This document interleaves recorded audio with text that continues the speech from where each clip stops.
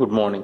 In our previous videos, we have seen about the formation of the trigeminal nerve, its first division, ophthalmic and maxillary. Today we are going to study about the mandibular nerve. Mandibular nerve contains both the sensory and the motor component which are arising from the nucleus, respective nucleus present in the posterior aspect of the pons. Mandibular nerve is the only division of the trigeminal nerve which is having both the sensory and the motor component. We can see the sensory, the motor is present on the medial aspect, motor component is present on the medial aspect and sensory on the lateral aspect. Okay, so M for M, medial for motor. Okay, now the sensory root will form a bigger ganglia here, that is the trigeminal ganglia. From the trigeminal ganglia, the lateralmost branch is the mandibular branch. Okay, the sensory, the motor component will not join the ganglia. It will not join the ganglia, but it will pass as a separate branch, and then it will go along with the mandibular nerve to pass into the foramen ovale. After passing through the foramen ovale, after traveling a short distance below the foramen ovale, it will join with the mandibular division of the trigeminal nerve. It will join with the sensory root of the trigeminal nerve to form the mandibular nerve. So this is the cranial cavity, the middle cranial fossa, and this part where this ganglia is located, we are representing this one as the ganglia using a thread, thread ball. Okay, so the impression on the petrous part of the temporal bone is the trigeminal impression. From there, the ganglia will be located there, the trigeminal ganglia. From there, the lateralmost branch is actually the mandibular nerve, which will be entering through this foramen, the foramen ovale. So this is a foramen ovale. So it is entering through foramen ovale to come to lie in the infratemporal fossa. You can see it is coming through the foramen ovale to the infratemporal fossa. The mandibular nerve, after it arises from the foramen ovale, it will join with the sensory root, it will join with the motor root. The sensory root, the largest sensory root will join with the motor root to form the main trunk of the mandibular nerve, following which it will descend to a short distance and then it will divide into two branches. Main two divisions. So this is the foramen ovale. We can consider this as the foramen ovale. This is the ovale. Through the foramen ovale, the nerve is emerging out. Okay. This is one root, which is actually the sensory root. So the green represents the sensory root. And we can represent using blue a motor root. It's a motor root. So the motor root and the sensory root will join after coming out through the foramen ovale, and it forms the main trunk of the mandibular nerve. So this is the main trunk of the mandibular nerve. This main trunk of the mandibular nerve divide into two branches. One is the smaller anterior branch and a larger posterior branch.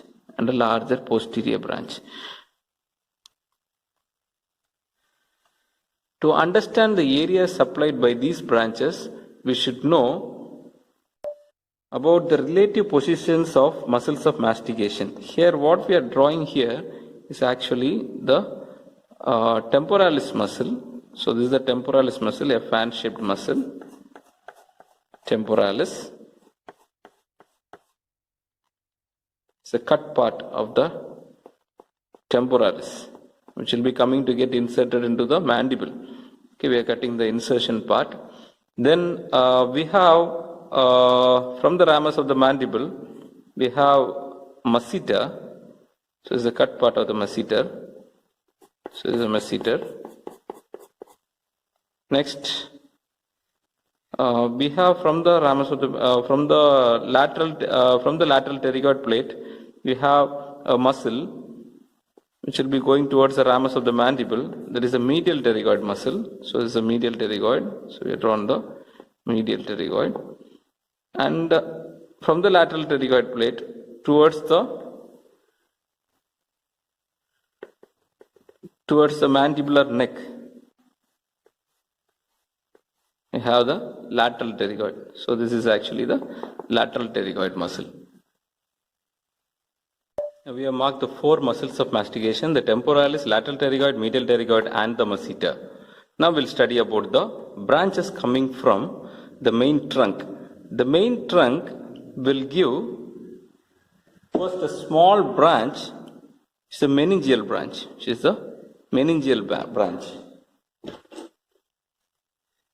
which will ascend up to pass through the foramen in the base of the skull called the foramen spinosum. Which will ascend up to pass through the foramen spinosum. This is the foramen spinosum.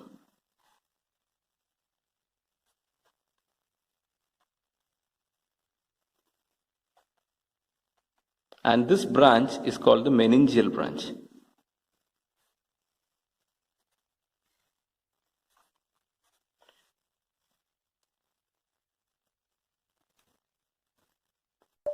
The next branch from the trunk is the branch to the medial pterygoid.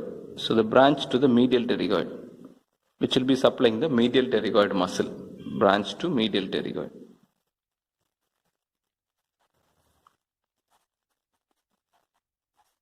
Medial pterygoid branch. Then, if you carefully see the medial pterygoid branch, there is a ganglia which is related to the medial pterygoid branch, and this ganglia is called the otic ganglia. It's called the otic ganglia. The fibers which are coming through the medial pterygoid branch, which will go to the otic ganglia. Without relaying to the otic ganglia, it will supply 2 muscles. Without relaying into the otic ganglia, it will supply 2 muscles, namely the tensor tympani and tensor palatae muscle. Tensor tympani and tensor palatae. If you see, all these branches are motor. So the medial pterygoid branch is motor, the tensor palatae motor, tensor tympani is motor. That meningeal branch is actually sensory. So this meningeal branch is sensory. So these are the branches which are coming from the main trunk of the mandibular nerve. These are the branches which are coming from the main trunk of the mandibular nerve. The meningeal branch which is passing through, this is the meningeal branch. The meningeal branch which is passing through the foramen spinosum will be accompanied by an artery, that is the middle meningeal artery. That is actually the middle meningeal. It will be accompanied by an artery called middle meningeal artery. Middle meningeal artery. Okay. Next, we will study about the branches which are coming from the anterior division. If you see the anterior division, it will pass deep to the muscles anteriorly, and it will be coming superficially. The branches will come superficially at the level of the buccinator muscle,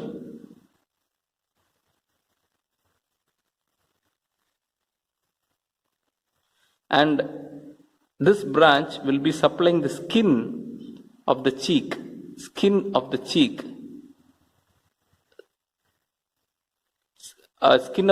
which is related to the buccinator muscle, and also it will be supplying the mucous membrane. So it will be supplying the mucous membrane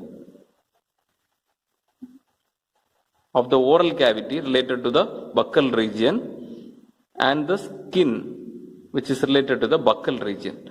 And this nerve is called the buccal branch. This nerve is called buccal branch. Okay, this nerve is called the buccal branch, which will be supplying the skin over the buccinator,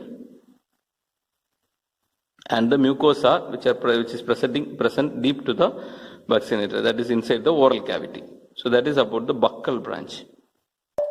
This nerve should be called as buccal nerve because the buccal branch of the facial nerve can be confused with this nerve. So always we can call this nerve as a buccal nerve. This entire nerve as the buccal nerve, not the buccal branch. Buccal branch actually comes from the facial nerve.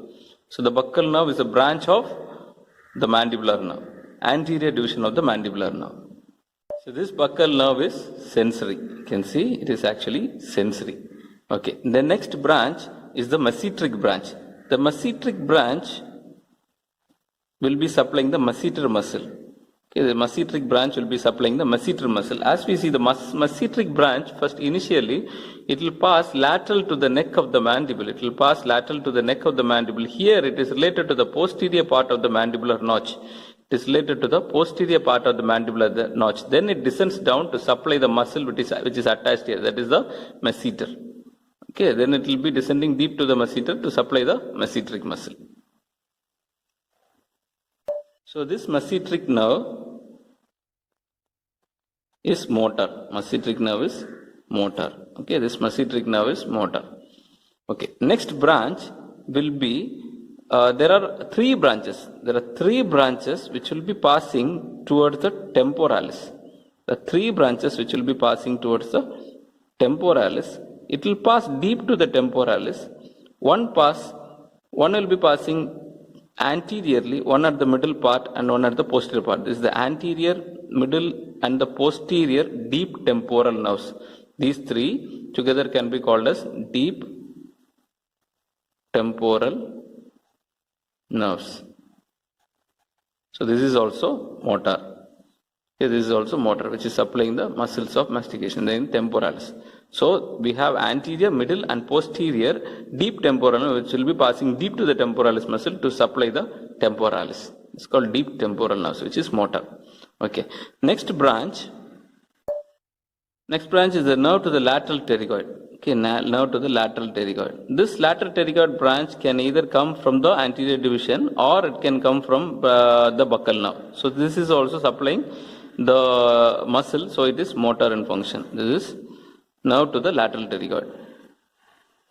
Nerve to lateral pterygoid.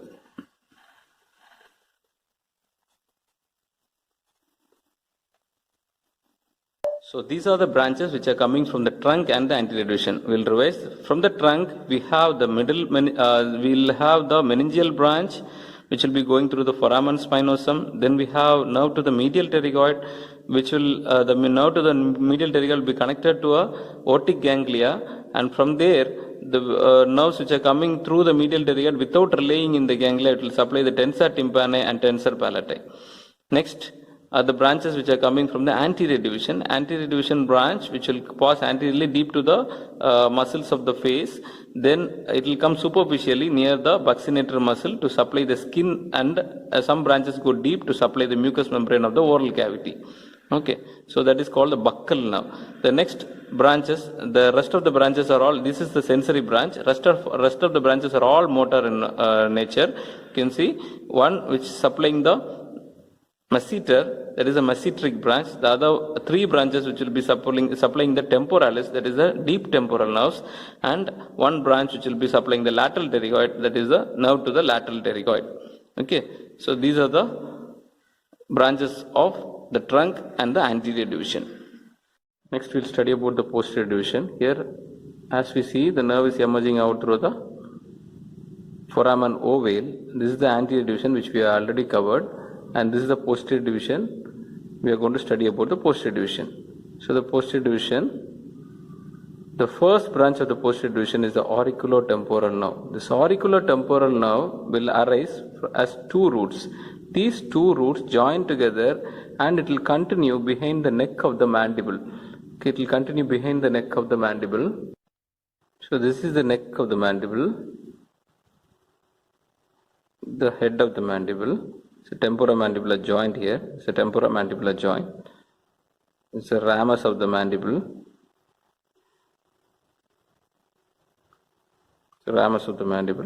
It's a coronal process of the mandible. Okay. So it will continue behind the neck of the mandible. Then it ascends up goes to the posterior aspect. It will be found on the posterior aspect of the temporomandibular joint. You can see it related to the temporomandibular joint, posterior relation. It relates posterior to that of the temporomandibular joint. Then it ascends up to supply the skin over the temple.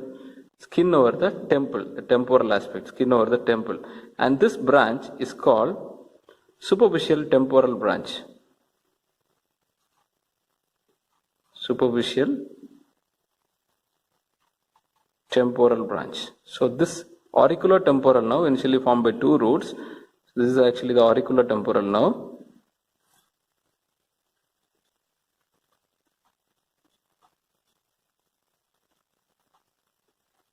Okay, so it is ending as superficial temporal nerve, and this superficial temporal nerve is supplying the temple.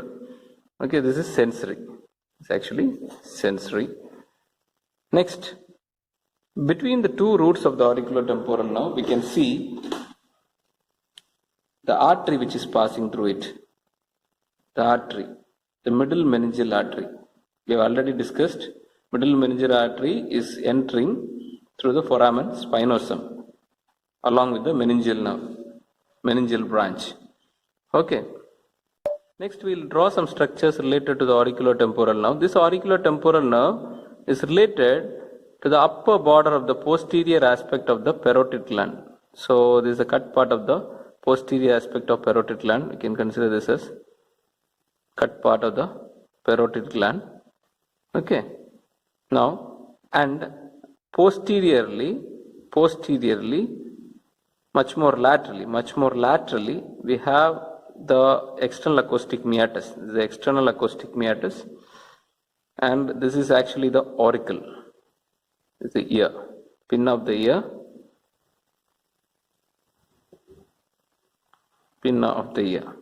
This is the external acoustic meatus. So this is the tragus, this is the parotid gland,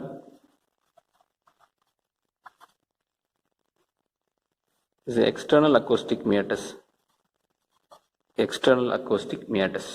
Now, if you see this auriculotemporal nerve,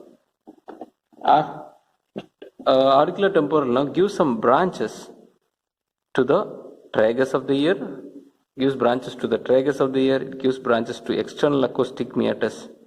Okay, gives branches to the tragus of the ear, gives branches to the external acoustic meatus. It also gives branch to the joint, temporomandibular joint. Okay, it gives branch to the temporomandibular joint. Then it gives one more branch which goes deep below the mucosa, and finally it will be supplying the tympanic membrane. So branch to tympanic membrane. So it also supplies the tympanic membrane. These are the branches of the auriculotemporal nerve. Okay, so it is supplying the temple, the skin over the temple. It is supplying sensory to the tragus of the ear, the external acoustic meatus, the anterior aspect of the external acoustic skin covering the anterior aspect of the external acoustic meatus, branch to the tympanic membrane, and also finally it carries secretomotor pathway fibers through the lesser petrosal nerve. So the lesser petrosal nerve also will come out through the foramen ovale, and this lesser petrosal nerve will relay in the ganglia. These are the preganglionic fibers which are coming and relaying in this ganglia. This ganglia is otic ganglia. Then the postganglionic fibers will join the root of auriculotemporal nerve, through which the postganglionic fibers travel through the auriculotemporal nerve to end supplying the parotid gland. So these are the secretomotor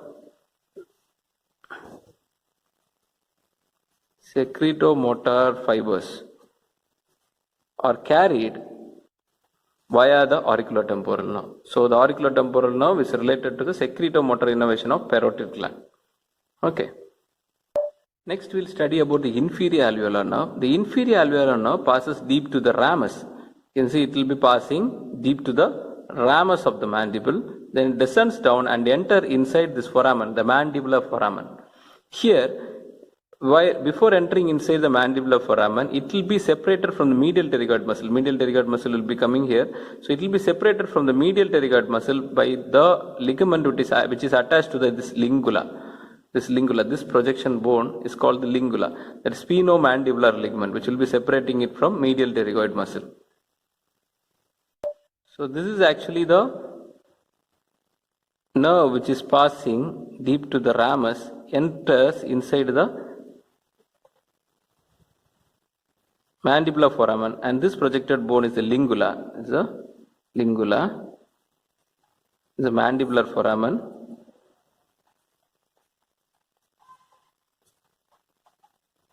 And the nerve enters inside the mandibular foramen, and this nerve is separated from the medial pterygoid muscle by sphenomandibular ligament. This is the sphenomandibular ligament, and the medial pterygoid muscle will be seen here.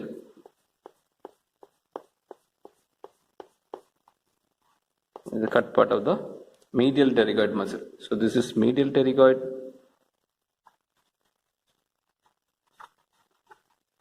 The sphenomandibular ligament.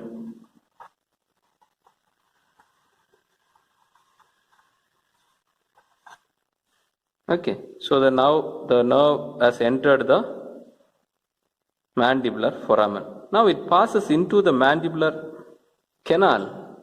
Now the nerve passes through the mandibular canal. If we can break the mandible here, so that we can break the mandible here, so that we can see the nerve. Okay, and we can draw the mandible.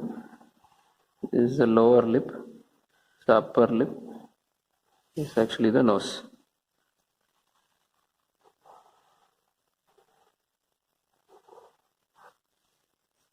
Here we have broken the mandible here. So this is skin covering it. Okay. Now we can see the nerve will be going through the mandibular canal. Okay, to a varying distance. Once it reaches the anterior aspect of the mandible, okay. This is the mandible. It will emerge out through a foramen which is present on the anterior aspect of the mandible. There is a mental foramen. So it reaches here. It will pass through the canal now. From here, the nerve which is emerging out is the mental nerve. This is the mental nerve which will be emerging out of the mental foramen. This foramen is mental foramen. Okay. Here in the lower jaw, we have the incisors, followed by canine, premolars, and the molars. Now, when the nerve passes through the mandibular canal, it gives branches to the molars and the premolars. It gives branches to molars and the premolars. Okay. After the nerve emerges out of the mental foramen, it divides into multiple branches. To supply the skin over the chin. And this nerve is the mental branch. This mental branch will supply the skin over the chin, and also it will supply the lower lip. And one branch will continue forwards inside the mandibular canal itself, which will be anterior to the mental foramen. A short distance anterior to the mental foramen has mandibular canal inside the mandible. Okay, so it will travel through that mandibular canal, and then it will be supplying the incisors and the canine. So this branch is called incisive branch. Then the last branch is the nerve to the mylohyoid. You can see here the nerve, the main nerve, that is the inferior alveolar nerve. Before entering inside the mandibular foramen, it is this nerve is given off. The nerve to the mylohyoid is given off, and it will run medially. And we can see in the bone. So this is the groove for the mylohyoid nerve. So we can see this is actually the mandibular foramen. This is the lingula. So it is present medial to the mandibular canal. You can see it is medial to the mandibular canal, separated by this bone. Okay, plate of bone. This is actually the nerve to the mylohyoid will be passing here, and it passes deep to the muscle and end by supplying the mylohyoid muscle, and it will end by supplying. You can see here it is passing deep to the mylohyoid muscle, and it will end by supplying the mylohyoid muscle. Okay, these are the branches of inferior alveolar nerve. You can see again, we can see the branches, revise the branches. So the posterior division divides into the lingual and the inferior alveolar nerve. This inferior alveolar nerve passes deep to the mandible, ramus of the mandible, enters inside the mandibular foramen. So before entering into the mandibular foramen, it gives nerve to the mylohyoid. Then inside the mandibular canal, it gives branches to the molars and the premolars.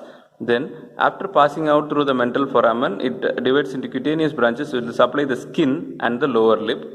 Okay, then proximal to the distal to the mandibular foramen, the nerve continues for a short distance in the mandibular canal and supplies the canine and the incisors. So these are the branches of the mandibular. These are the branches of the inferior alveolar nerve, which is the division of which is the branch of posterior division of mandibular nerve. Next, we will study about lingual nerve. Study about the lingual nerve. First, we'll draw. This is the foramen ovale. This is actually the mandibular nerve. Anterior division, which we have already covered. Posterior division. Already we covered one of the important terminal branch, that is the inferior alveolar nerve. The next is the lingual nerve. So this is the lingual nerve. We are going to study about lingual nerve. Initially, the lingual nerve will be present deep to this muscle, the lateral pterygoid muscle. So it will be present deep to lateral pterygoid muscle. So this is the lateral pterygoid muscle. It will be present deep to the lateral pterygoid. Then the lingual nerve passes superficial to that of the medial pterygoid muscle. Then it crosses the styloglossus muscle. Then it crosses the styloglossus muscle to be present on the hyoglossus muscle to enter inside the tongue. Okay, to enter inside the tongue to supply the anterior 2/3 of the tongue. Okay.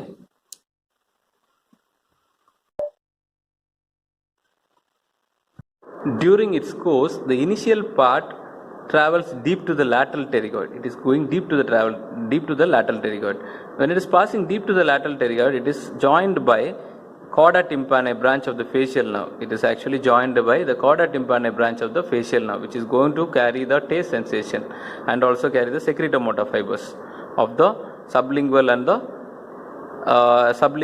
submandibular gland. Then the nerve continues downwards, where it is found on the medial pterygoid. So it is actually present superficial to the medial pterygoid. So always we can tell it is present between the ramus of the mandible. It is present between the ramus of the mandible and the medial pterygoid muscle. Okay. Then it crosses the styloglossus muscle to enter. It crosses the styloglossus muscle and it is found on the. Then it is found on the hyoglossus muscle. This is the hyoglossus that is found over the hyoglossus muscle. So this is actually the hyoglossus, cut part of the hyoglossus. This is found over the hyoglossus. So along the lateral aspect of the hyoglossus, okay, along the lateral aspect of the hyoglossus. So here it is found between the hyoglossus and the mylohyoid. So it is between the mylohyoid and the hyoglossus. Then it enters inside the genioglossus, substance of genioglossus, then end by supplying the anterior 2/3 of the tongue. Here it takes, here actually I'll tell about the supply later. So it is supplying the anterior 2/3 of the tongue. On its course, after crossing the medial pterygoid, it is found in the floor of the mouth. It is found in relation to the oral cavity. Okay, it is in relation to the third molar tooth.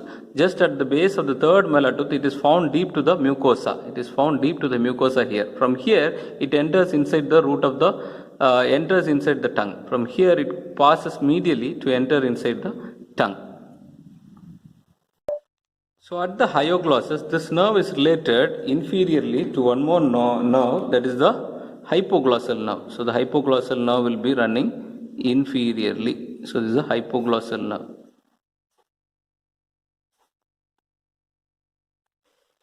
Okay, that is the hypoglossal nerve. Next, between the hypoglossal nerve and our lingual nerve, the duct of the submandibular gland will be related. It will be related to the duct of the submandibular gland. Initially, the duct will be located inferiorly. Initially, the duct is located inferiorly, and the nerve will be crossing the duct. Nerve will be crossing the duct, and it will be looping over the duct.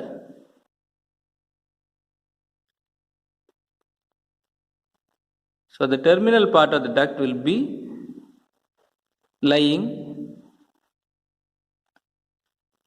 crossing the nerve.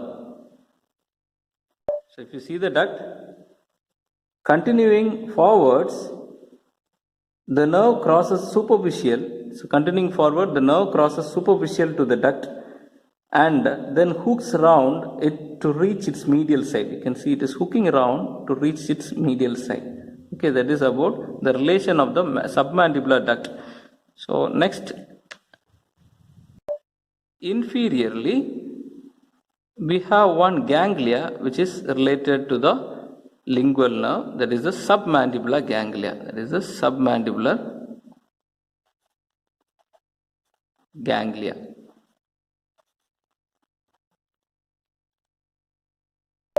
So here will be the submandibular gland, and from the gland we have the starting of the duct. So this is actually the submandibular gland.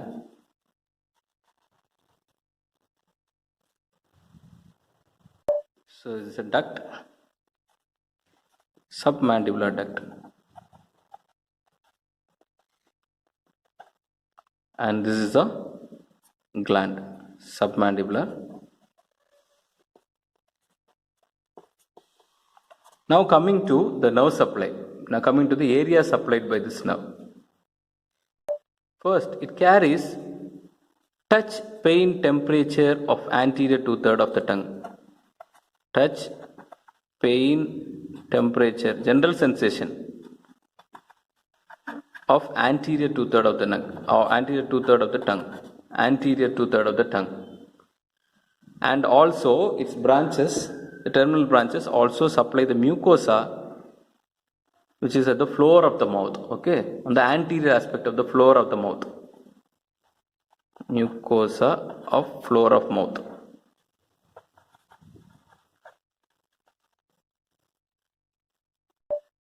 And the gums related to the lower jaw, and the gums related to the lower jaw. Okay, that is about the terminal branch. Next is the fibers which are coming from the chorda tympani will travel along the lingual nerve, which carries the taste sensation from the anterior 2/3 of the tongue. This is the taste through the chorda tympani. Chorda tympani will carry taste from anterior 2/3 of the tongue, except the circumvallate papillae. So here will be the circumvallate papillae. Except the circumvallate papillae, the anterior 2/3 taste is carried via the chorda tympani. Okay. Then the last one is through the chorda tympani, the secretomotor fibers will travel along the lingual nerve, to end in the submandibular ganglia.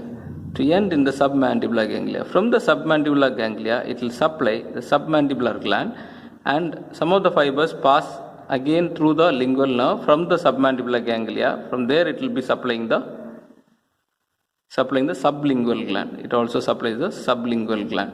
Okay, so secretomotor fibers are coming through the chorda tympani to relay in the submandibular ganglia. From there, it will be supplying the submandibular gland, and it also supplies the sublingual gland. The submandibular and the sublingual gland. So secretomotor fibers to submandibular and sublingual gland via the chorda tympani. Chorda tympani also carries the taste sensation of anterior two-third of tongue, and the lingual nerve will supply the will carry the touch, pain, temperature, general sensation from the anterior two-third of the tongue and the mucosa of the floor of the mouth and the gums. This is about the nerve supply of the lingual nerve. So this is about the branches of the posterior division of mandibular nerve. Thank you.